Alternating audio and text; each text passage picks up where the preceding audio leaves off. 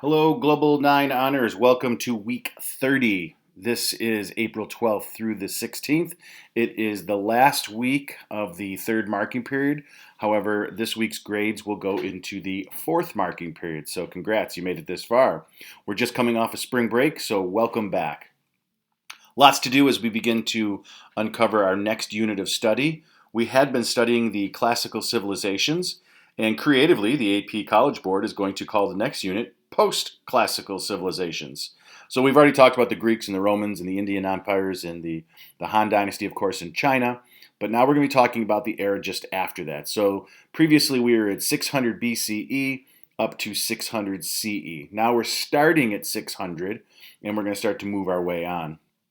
I'm going to go over to Schoology on my web browser, and I'm going to go into the Week 30 folder where you should be able to find the self-paced materials.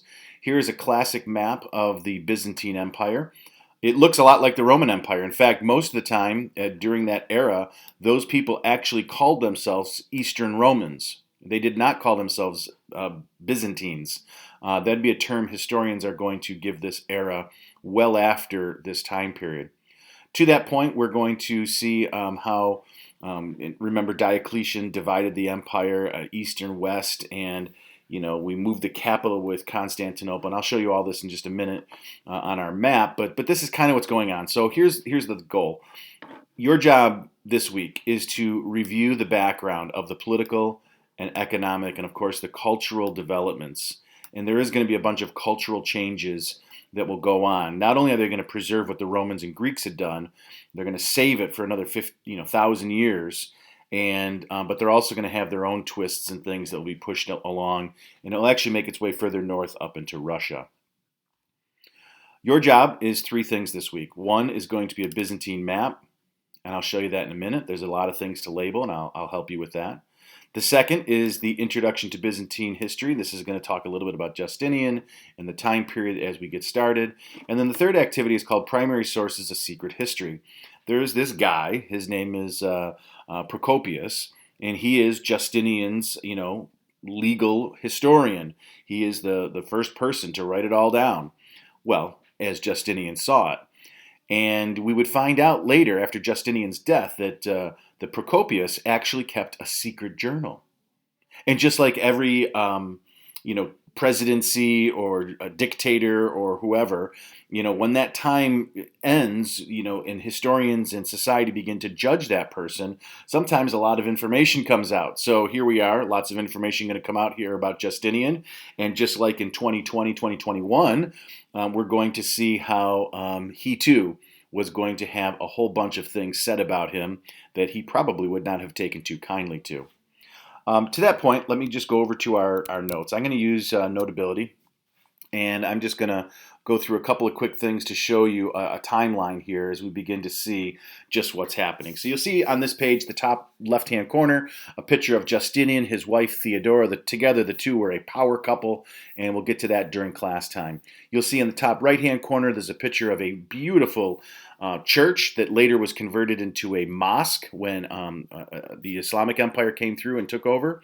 Today, you would go there and still see this building, but it is a museum. This is the Hagia Sophia, and we'll talk about that in class as well. You'll see right in the middle of the screen, let me just grab my laser pointer, hopefully this works on the screen, that I'm drawing that oval, reminding us about the Roman Empire, reminding us that there's this division between East and West. And if we look at the timeline, start to focus in, the Roman Republic was started in 509. We had Julius Caesar here coming up around the year 40 or so, 46. And dictatorship, it goes from republic to empire. Afterwards, we've got the Pax Romana, really good times in Rome, lots of conquering. It was good to be Roman, right? And somewhere around the year 180 and moving after to the mid-200s, Diocletian is going to realize the empire is way too big. I need to divide it. So he's going to do that. And of course, Constantine is going to move the capital from Rome over to Constantinople. And then finally, by 476, we're going to see the western part of Rome fall. Well, we've got the eastern part. And in 525, there's this ruler, Justinian, who's going to take over, and he's pretty much going to reconquer a lot of what the Romans once had. And we asked the question: did the Roman Empire really ever fall? And of course it did, but maybe not so much, because the Byzantine really did preserve a lot of the Greek and Roman values and their legal code. Of course, Justinian is going to be famous for what's called the Justinian's Code, which is going to be really a copycat of the 12 tables from the Roman Empire. And we'll continue to. In fact, he's going to. The word czar is going to be after Caesar, and that will kind of roll its way through even up into Russia later on. But here is a basic map. So what I'd like for us to do is to label the map, and there's a whole bunch of things here. So if you want, you could press pause, but I will also show you a map in just a moment. I'm going to navigate to a different document where I have everything labeled so that you can get some help if you need it. But basically, everything in red is going to be cities. Everything in blue is going to be bodies of water.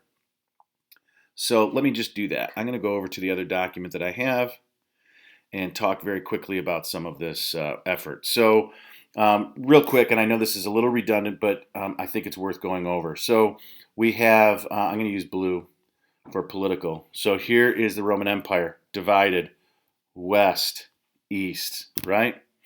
Over here, we're going to have all the money.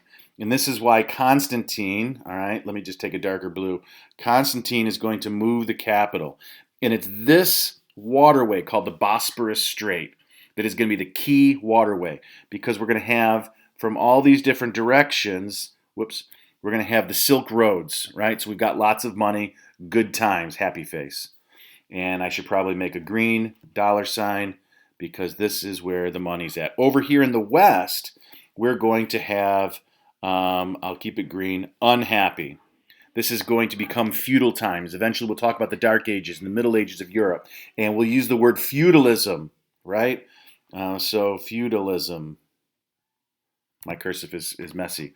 But this is why castles are built, and this is why we have moats and all kinds of ways to try to just everything is decentralized, right? The Roman Empire is not in charge anymore, and it's going to be a disaster. So Diocletian divides it. Constantine moves the capital. We've got the Germanic invasions. Okay, more blue political stuff, right? Germanic invasions coming in, and by 476, Rome is sacked. The fall of the Western Empire is upon us, and there we go. All right, let me go in and talk about the places on this map, and I will do the cities first. I'll try to go in the same order that I wrote them on the sheet, but right in the center is Rome. Let's go counterclockwise. I'll get my laser pointer. Counterclockwise in North Africa, this is Carthage. Remember the Punic Wars.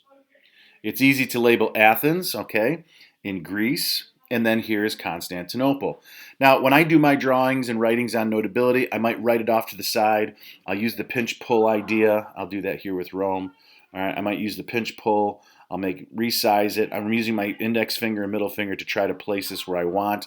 Everything is fairly horizontal in my writing so I could read it easier, and that should be pretty good. So let me just bounce over to the bottom part of this map where we will label then the Holy Land, okay? So that, of course, is Jerusalem, and we'll talk about that later with the Crusades. Alexandria and Cairo to the south. So those are our cities. Oops, I think I forgot one up top, and there's Kiev in the north, which is in Russia. All of the bodies of water, I'll go in order again. So again, just press play and pause as you're going. Here's the Atlantic Ocean. Strait of Gibraltar. It separates Spain from Africa. Let's go to the Mediterranean Sea. That's easy enough. But now what we're going to do is we're just going to work our way up in this kind of direction here. So let's zoom in here to Greece, and we'll label the Aegean Sea. And here you can see the Bosporus Strait, right? That little tiny sliver of water. It's an isthmus, right? Vocabulary word. And so here's the Bosporus Strait, and we have the Black Sea. And you could even go over here to the Caspian Sea, all right? And we didn't label it here, but interesting is the Persian Gulf. So that is our basic map. And what I like doing is tapping into the top right-hand corner, and I like making copies of these maps and these pages because I'm drawing so much. So if I copy this and then hit the paste button on the next page, I can get a blank map. And that's what I'm going to show you here. On your notes in Schoology, we were asking that you label all the water blue. So let me just grab my laser pointer again. So what I did is I just took my blue pen and I kind of just outlined real rough, right? You can see what I'm doing here. It's red right now. But there is, basically the water. And then the second thing for you to do was to label around 525 what was the Byzantine Empire. So that was orange. So again, I'm using the red highlighter, but all I did is I labeled kind of this um, eastern part of the empire, right?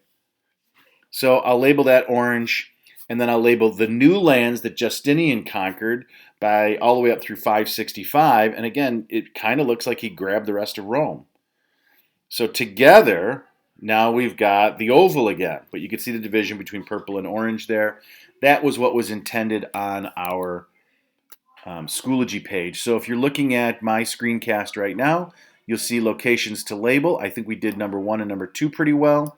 And then we just labeled with blue, orange, and purple those 3 things. The next piece is to look at the introduction to the Byzantine Empire and the primary sources of secret history.